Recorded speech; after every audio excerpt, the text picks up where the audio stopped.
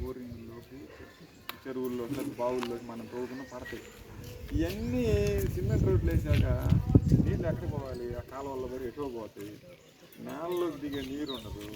మన బావుల్లో బోరుల్లో ఉన్న నీళ్ళన్నీ ఎండిపోయి ఎండాకాలం మనకు అసలు నీళ్ళు అందవు బోర్లు వేసినాక. అందుకని గవర్నమెంట్ వాళ్ళు ఏం చేస్తున్నారంటే కొత్తగా ఇల్లు కట్టేటప్పుడు ఇంకుడు గుంతలు వేయించుకోండి అంటారు. ఇంకుడు గుంతం తేలేదమ్మా, మన బోర్ ఏదో ఉంటుంది, బోర్ కూడా లేకపోతే మూల గుంత తవ్వుతారమ్మా. 4-5 అడుగులు గుంత తవ్వి పెద్ద పెద్ద గులకరాళ్ళు వేస్తారు, కంకర రాళ్ళు వేస్తారు, ఇసుక పోసి పైన ఊరక మళ్ళా కప్పేసి నీళ్లు దాంట్లో పడేలాగా చేస్తారు. మన వాన్ నీళ్ళు కానీ కొంచెం మురుకులు ఉన్న నీళ్ళు అయినా సరే ఆ ఇసుకలో నుంచి ఆ కంకరలో నుంచి ఫిల్టర్ అయి నేలలోకి వెళ్ళిపోతాయి. మళ్ళీ అయ్యా దగ్గరలో ఉన్న బావుల్లో బోరుల్లోకి నీళ్లు మళ్ళీ మొత్తం ఉంటున్నాం. అది గవర్నమెంట్ చెబుతూ ఉంటుంది.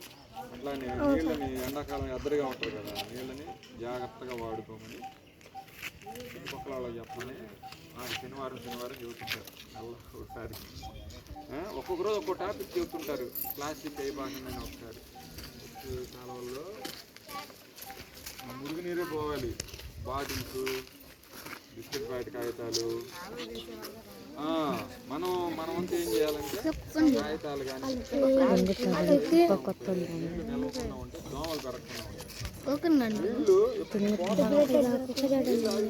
గుడ్లు పెడితే మనకే తలనొప్పి. కాబట్టి మనం ఏదైనా ఏం చేయాలంటే గుర్తుపెట్టుకొని మీరు కూడా పిల్లలు ప్లాస్టిక్ కాగితం వస్తే డస్ట్బిన్లో వేయడానికి